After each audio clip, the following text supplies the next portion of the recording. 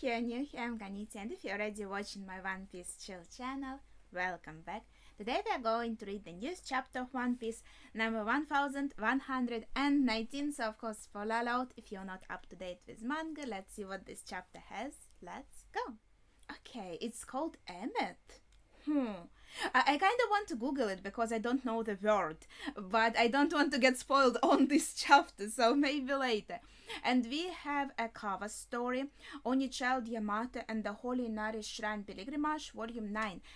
Kibi getting stoned by kids who resent Kaida. Yeah, because maybe like they know that Yamato is initially from Kaida crew, from the Beast Pirates, so that's what they see, that's how they perceive Yamato. So that is unfortunate. Let's have a prediction.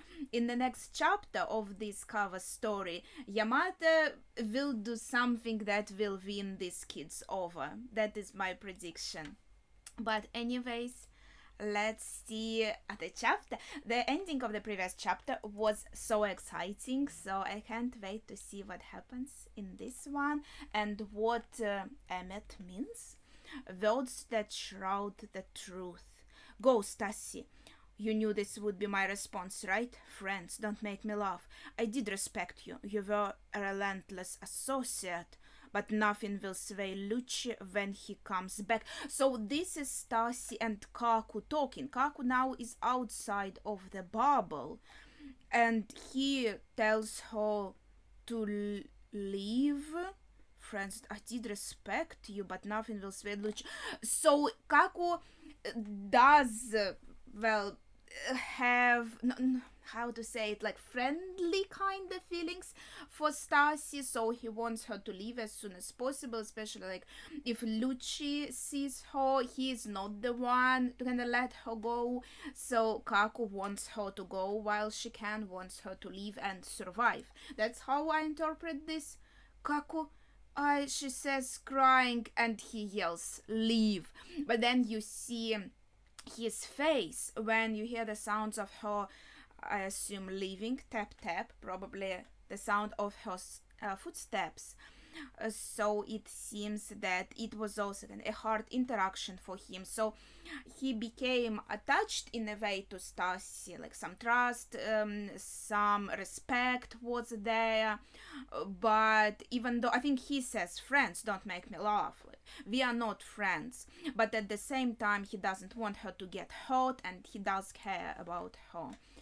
Anyways, that is an interesting interaction, but then we go back on the next page to Luffy and Bonnie. Wait, Luffy's Luffy has this cloud also behind him, and she does too, but her hair also looks a bit longer than I thought from like the end of the previous chapter, and because of that kind of cloud behind her, I'm not sure how, like it's like a boa, I think that's how we call it in Russian. It looks like there's a whole mane of hair on her, and she just looks adorable here. That's I just can't stop looking at her. But Luffy is saying, yeah, this is gonna be a blast. That Straw Hat's face is just like his bounty poster.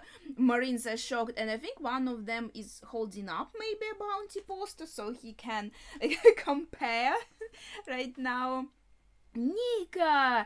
Oh, giants are really happy. There's even a little heart in their speech bubble. Two Nikas, I see. She made a facsimile with her HH powers. Yeah, but as we discussed, it's not quite HH powers. It's like even imagination powers, and she has a huge imagination, and she imagined this future where she's totally free, and it just means that she looks like Nika in that kind of future, right? Don't get ahead of you. I'm sorry, this is kind of also a bit of a similarity between her and Luffy again, because as we saw with his fruit, it's also limited by your imagination, and this is the case with her fruit as well. So there is a bit of a parallel here, right? There's a bit of a connection that's really nice. So Gora say like, we are not gonna let that slide. Don't get ahead of yourself.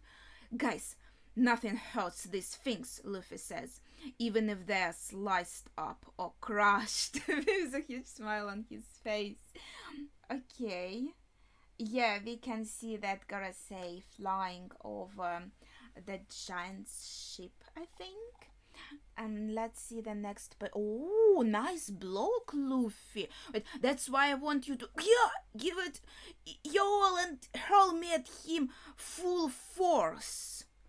So he takes a fire attack as a huge balloon again with a cartoonish effect. Bonnie is a bit shocked, but the Luffy's plan is to ask someone to hurl, maybe Bonnie, to hurl him there so he can perform. Maybe he thought up of another attack. So it seems for now they are mainly fighting Mars. And Sanji is saying, so all we can do is throw you straight at it. Give it our all, huh? You asked for it, so everyone is throwing him. They're gonna attack Luffy, why? And now Bonnie also has this with like cartoonish reactions. Maybe not quite like Luffy did, but I think people around Luffy when he was using Nika powers, they also had these like cartoonish eyes and stuff, so it kind of spreads to everyone also, I think. We'll leave the boat to you guys then. Stop dancing, you fools. Put out the fire and set sail. What you two are doing at all, Captain? Okay, the giants here doing their thing, putting out the fire, preparing to sail, and our job is to fight Mars in his bird form, which was called, as I found, Itsumade. I completely forgot these names. Hurry, while I've got a hold of it. Oh, wait, Luffy. He looks kinda interesting on this panel, like his face. I don't know, it's funny and a bit scary at the same time. Captain's orders are absolute, Bonnie-chan, Sanji is saying. Infringable hell. Ooh, I like the shading on this panel. Frankie is using impactful strong. Alright then. Giant, okay, Bonnie's attack. Giant, Nika, and we have Memories, right punch. So I guess infringable hell, Memories, impactful strong, right? And Giant Nika punch. That looks quite like Luffy's attack, right?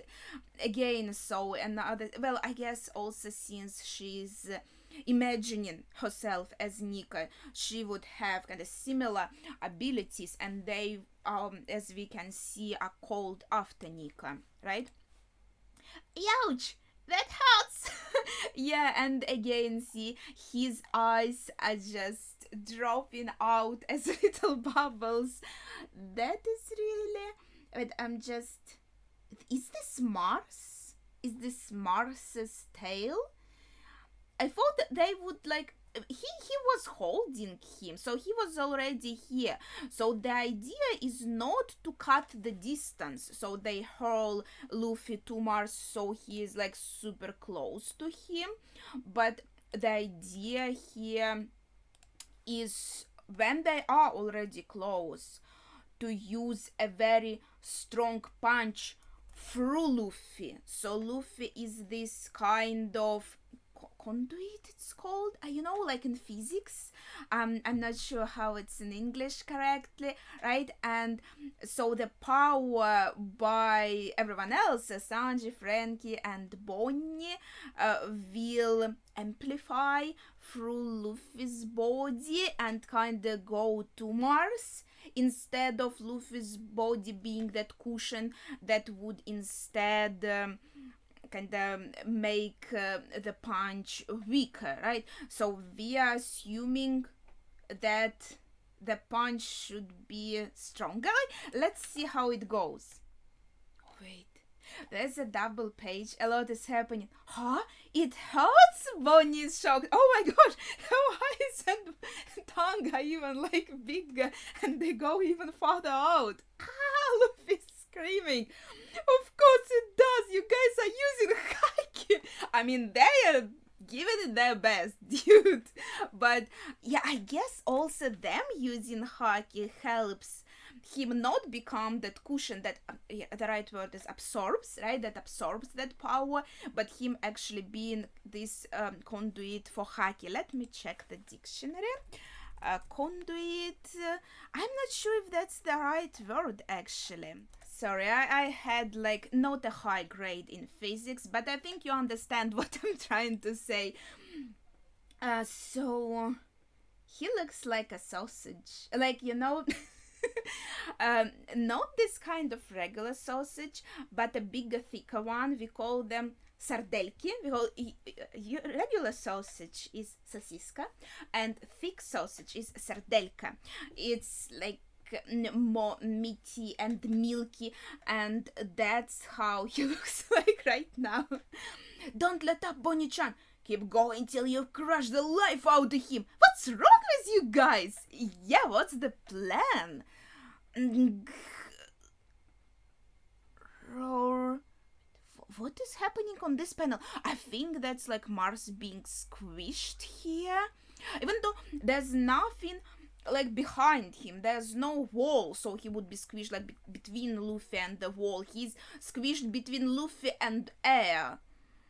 Ah, so yeah, you see, he absorbed this Haki, this power, like inside himself, and he became this thick sausage, and we had this squishing going on, but then he releases it. And so Mars flies very far away, and we have a name for this: Booming Dawn Balloon. This is actually, oh my gosh, look at this. Do you see his head? So adorable. Look, it's so tiny. Oh my gosh. that is my favorite detail now. You know, the contrast of him being a huge balloon and this little straw head on him. So yeah, I guess the idea is that we can't really harm him. So let's just balloon him away from here, like as far as we can. I guess that's the plan. Alright, it's gone and he's a star in the sky. Very cute. It won't be back anytime soon. Let's get going, guys. Yeah, what about Usopp and the others? I think Luffy is asking. They were meant to fly down and meet us here, but they are late. Sanji explains. Yeah, we are kinda just going back to the giant's ship. There are some marine ships still struggling here in the water nearby. Then Atlas says, I'll go check. Atlas-chan? Sanji is of course worried. York is monitoring us. Atlas is thinking. Lilith, we are... Yeah, in the last chapter, York was kind of doing a count of who is still alive out of satellites, so to say, right? And Iron Giant is under the water, and we still hear something. Nothing of the sorts. That's why, and I guess... Is this a snail? Where is the snail? Is it inside the... No, it looks like it's inside the building, right? Whole Cake Island. Psst. Huh? Whoa. Oh, Katakuri! Oh my gosh, I kinda miss him. See, like when it's the character I like, then I remember their name very well, no matter how much time has passed.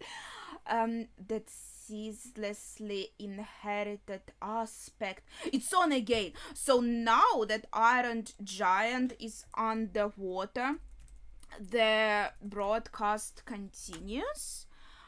It's maybe we missed like a part of it, but now we can hear him talking again. Nothing of the sorts.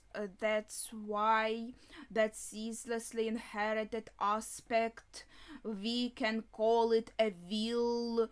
What is he talking about? It's on. It's back on. Was it a bad signal? Everyone everywhere is shocked. Just looking at the characters everywhere. Oh my gosh, Morgan's face. Can I call it a face? Elders, you just interrupted the transmission. York is angry. Telling off the elders. This snail's memory circuit is still intact. You have to destroy it directly if you want to shut it down for good. But maybe they interrupted the part that was the most important for them, though, or maybe like it was a very important part, right? In any case, so we can call it a will, and to those that have suffered for this, I can only pray my voice reaches you. So we are still talking about will of the... Oh my gosh! What was the chest dude with the chest dude here? Remember, it was such a long time ago. It was like in the very beginning of the manga. I don't remember his name at all. Didn't he find that girl in a barrel just in like the cover story? There was a cover story going. Wait. I need to find him. Gaimon. Okay, like that was like what chapter it was, right? Chapter 22. It was the very beginning. It was ages ago. Wait, what about the girl? I think it was a cover story. Let's see. Sarfunkel. Gaimon seems to have an affectionate relationship with Sarfunkel, the barrel woman, since she appears feeding him. Oh, she's so cute. Yeah, but she appeared like very, very... Yeah, see? Chapter 620 cover. So it was on the cover. If I find it, I'll put it here. Yes, I found it, even translated. So it was chapter 620, the longed for amusement park. And this is the cover page. From the Decks of the World, Volume 7, a change of pace at Rare Animal Island with the new inhabitant, the barrel woman, Sarfunkel. That's it. I think that's like how she appeared and how we saw her. So this is adorable. Yeah, should be here. I should edit it in. I'm sorry for a bit of a detour, but it's just such a throwback for me. Like we saw him in chapter 20, and then we saw him on the cover. It was chapter 620, and now we are on the chapter 1119. So you know, it has been a while, I think. So just seeing him again, I don't know, it's kind of giving me nostalgia. Like this throwback to the past. But yeah, okay. Back to the serious stuff. Oh, that is cute. Huh? What the? Luffy is shocked. What is this? A rain? Was it an explosion? No, that's not rain. What is this? No, it's the sun. It's raining, man. Hallelujah. It's raining, man. It's the Cyberpol agents and a bunch of debris. They are fallen out of the sky. Catch them. They will die. The Seraphim are here too. Look. Oh my gosh, that's cute. Look, Marine is catching one of the agents. Shit. Look, old timers, that monster is spitting them out. So yeah, one of the Gorosei that was the sandworm, right? The Jupiter. Yeah, he ate them and now he's spitting them out. Okay, good. I guess they weren't very tasty. It's like a fountain, yeah. You know, there is something about it. It's coming for us. We gotta hurry and get some distance. Is he using them as an attack? Is he spitting them out as an attack? Now he glares on the next page and tries to suck them in. It's gonna suck us in. Move it. No, it reminds me. Again, I have a lot of... I don't know, things that I get reminded of sometimes when I think especially in this chapter. You know, there was a story, I think it was like our Russian fairy tale. There was a huge fish in the sea, and I think the heroes were kind of warned about it, and the idea was that it was always like sucking in, like gulping in the ships. And I'm like 100% sure that it wasn't only in our culture. I'm pretty sure that this kind of sea monster that specifically like sucks in the ships, it exists probably in many different like folk tales and mythologies, maybe something like this. So I don't know, it looks pretty cool to me. I really like this panel. It's gonna suck us in. Move it. Damn it, after all the progress we made, he is pulling us back. Furl the sails, use the oars instead. You bastard. What the heck is that? Well, I hope that was fireworks. I think they are done now. So back to the chapter. Whew, you bastard, Luffy yells, attacking the sandworm with a huge fist. Get them, Nika! Giants are happy. A giant white monster and raining suffer legends. Even dreams aren't that wild. So that was an admiral. She was an admiral. Dole, vice admiral. I'm sorry, I forgot the exact title. Yes, vice admiral. Seen here being kind of angry, I guess, at her situation. And another Gorosei that is Fengxi. Fengxi? I'm not sure how to read this, but yeah, the workery one.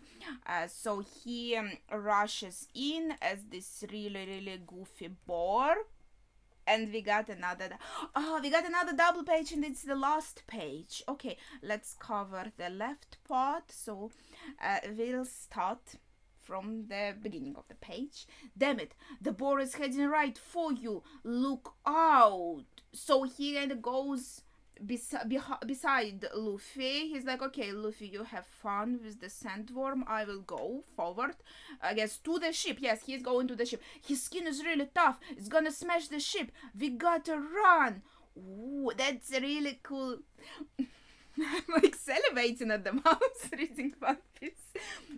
That's a really cool panel. Oh my gosh, I love it. It looks so good. So the shading is so cool. Bonnie-chan, I can't hold it. Being free is too tiring.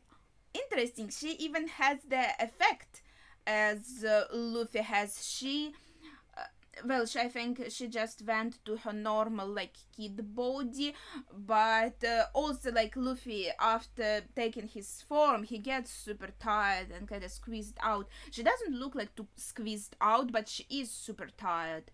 And we hear someone saying, like, not saying out loud, but it feels like no, not telepathy, right? Like telepathy. Joy Boy. And is this the Iron Giant, I suppose? It seems like there's a little frame of him trying to go up from like inside below the ocean, right? And then he like rises up, and you can see that Luffy hears his voice, and he's like, "What are you talking to me?" And the giants seem also to be reacting. So do they hear it too? Or I think they're just shocked when they see. Oh. That's his name. Emmet is his name. Listen up, Emmet. The time is at hand. And I lost all the words. He destroys one of these kind of. It's tusk, right? It's called tusk. One of the tusks of the boar. It's like he gave him a huge like slap. It looks cool. I like it. Again, very. Yeah, that's good. And you also see it's just because of the perspective. It also looks a bit similar because his hand is his arm is kind of stretched out, but then his fist is really big, so it looks similar to Luffy's punch. You know what I mean? The time. What the hell is that? And Luffy's like, oh, robots! Cool! The romance lives on. Break next week. Okay. So with the last page, we get Iron Giant's name. It's Emmet. And I think he remembers Joy Boy's words, listen up, the time is at hand. And then I suppose he asked, the time? Like, what do you mean? Time for what? And now everyone is super excited to see him, like, what the heck is that? That is so cool. But I guess, yeah, that time for the when he failed Joy Boy, right? That confrontation that we were talking about. But I also wanted to talk about, like, there's a lot that, let's say, like, about the whole chapter, right? I enjoyed the chapter a lot. I thought it was really fun. I feel like I was like laughing more than like recently in the recent chapters. That felt like more serious. Well, this chapter is also still serious, and we talked a little bit again about the Will of D, and I remember I was kind of consuming some of One Piece content, and I saw a comment of someone saying that at Marineford, Blackbeard kind of was close to dying, but he didn't smile. He looked really scared, right? And I didn't look up that moment because I feel like in my memory there wasn't, it has to be it has to seem inevitable, right?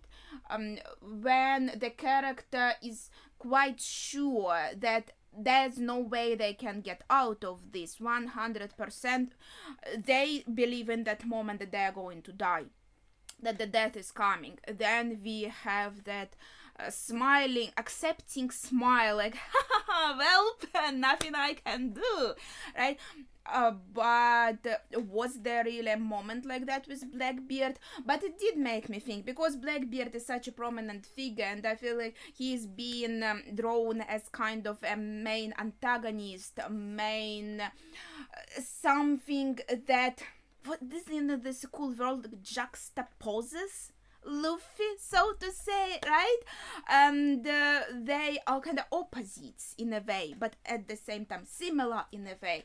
So if Luffy is this really true bearer of that Will of D, and he is this Joy Boy, Nick, New Hope, the Blackbeard could be fake bearer of a Will of D. That's what I'm trying to get at, right?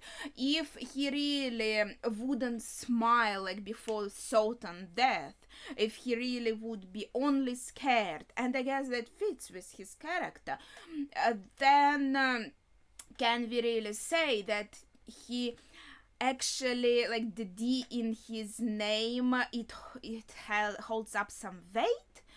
Can we really say that? So I'm thinking, if we think, okay, at that time, like in Marineford, that is a good example, and we can take it to put in our theory and say, okay, so Vegapunk was saying that there is this Will of D, and this is like very important, but there's one among you that is, and I would assume like an imposter, for example. That's what I thought. Then that could really be Blackbeard. Then he would be maybe not Marshall D. Teach, but just Marshall Teach, and he just added the D himself. It could be like that, right?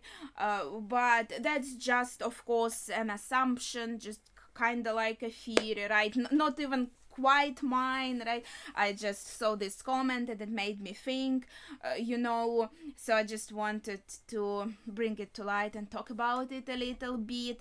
And right now we got just very little new info, just nothing of the sorts. That's why that ceaselessly inherited aspect, we can call it a will. I can only pray, and to those who have suffered for this, I can only pray my voice reaches you. He could even talk about not only Will of D in this moment. Maybe he moved on already from Will of D, because there is this inherited wheel theme throughout the whole One Piece, not only about Wheel of D, right? So he maybe already is on the next topic. He was like, okay, so about the D, so there's Wheel of D, but now also like in general there is inherited wheel, and then he goes on.